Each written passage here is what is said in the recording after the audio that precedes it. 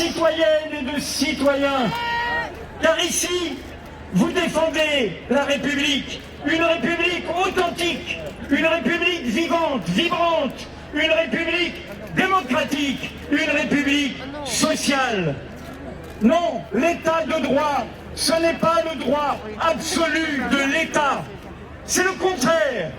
L'état de droit, c'est le droit des citoyens d'user de leurs droits contre les abus de l'État. C'est pour cela que nous ne sommes pas ici pour défendre un privilège corporatiste, un droit de la presse ou un droit des journalistes.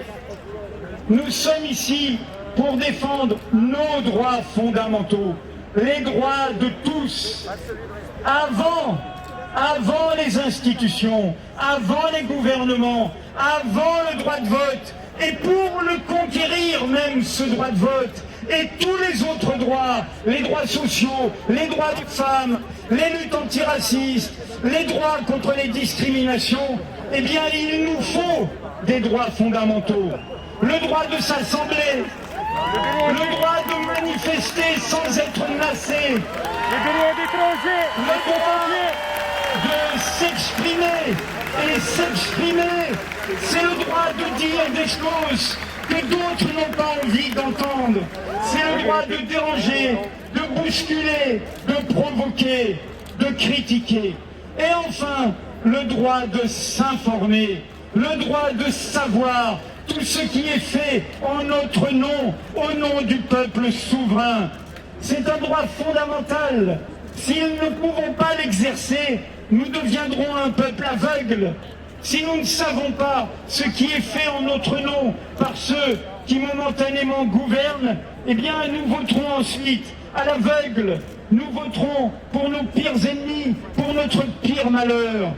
Et vous vous rendez bien compte que ce sont les mêmes qui n'avaient pas de scrupules à éborgner les manifestants gilets jaunes, qui aujourd'hui veulent rendre le peuple aveugle. Nous sommes ici pour défendre, dans la diversité de toutes nos sensibilités, des droits qui nous rassemblent, l'essentiel, le droit de savoir et la liberté de dire. C'est une vieille histoire. Au début de la Révolution française, le 13 août 1789, avant la Déclaration des droits de l'homme, avant même qu'il y ait le droit de vote et tout le reste, il y eut ici à Paris, par le maire de Paris, une proclamation, la publicité et la sauvegarde du peuple, tout savoir de ce qui est fait en notre nom. Et pour terminer, de l'autre côté de cette ville, il y a une place, la Bastille, avec une colonne, la colonne de Juillet.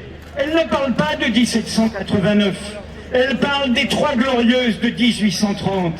En dessous, il y a 500 dépouilles d'ouvriers et d'artisans.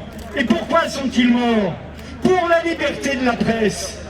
Car ils savaient que pour conquérir leurs droits sociaux, le droit de grève, la journée de travail, et ainsi de suite, le droit à la santé, eh bien, il fallait ce droit de savoir. Alors, tous ensemble, continuons à défendre l'essentiel, c'est-à-dire sauvegarder notre peuple contre ceux qui veulent le bâillonner et l'aveugler.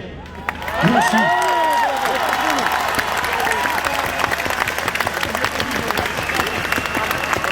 Et maintenant,